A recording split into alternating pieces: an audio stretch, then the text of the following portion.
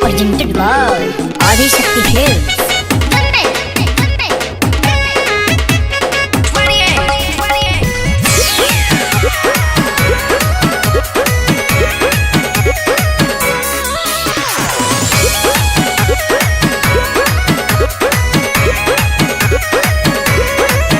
रउआ बाली बंगाल से ले आवे के बाद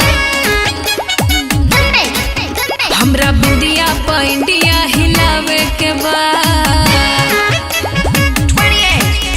रउआ बाली बंगाल से ले आवे के बाद हमरा बुढ़िया इंडिया हिलावे के बाद रेट होके जवना के खूबे बढ़ चढ़ के हथवा के चूड़ी सैया चाही चंडीगढ़ के जदी लेके नहीं आई पता करब झगड़ा।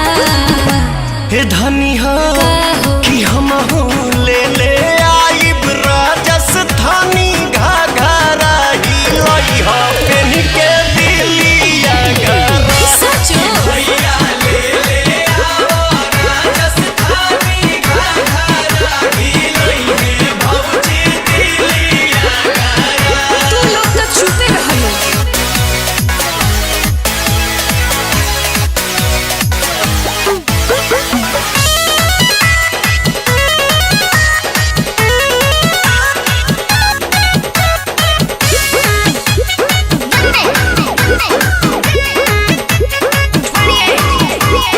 गजिया बात के गजरा चाही गजरा कानपुर के पैजनिया पटना के चाही चलूंगी दहिया तूर के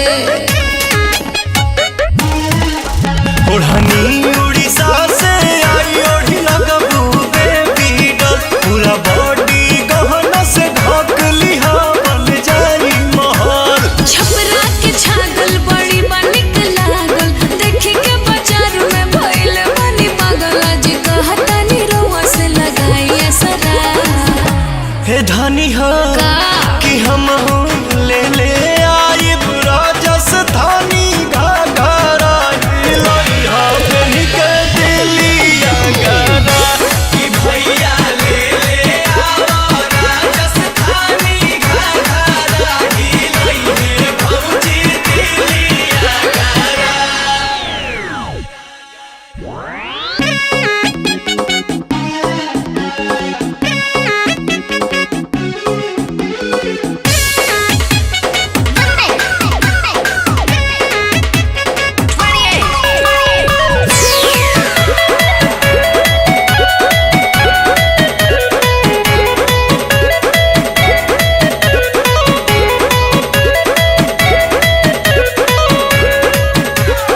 आखिरी छाला गलबा दिलवा में खाली हर सुनले बानी नामी हटे हरा के उठला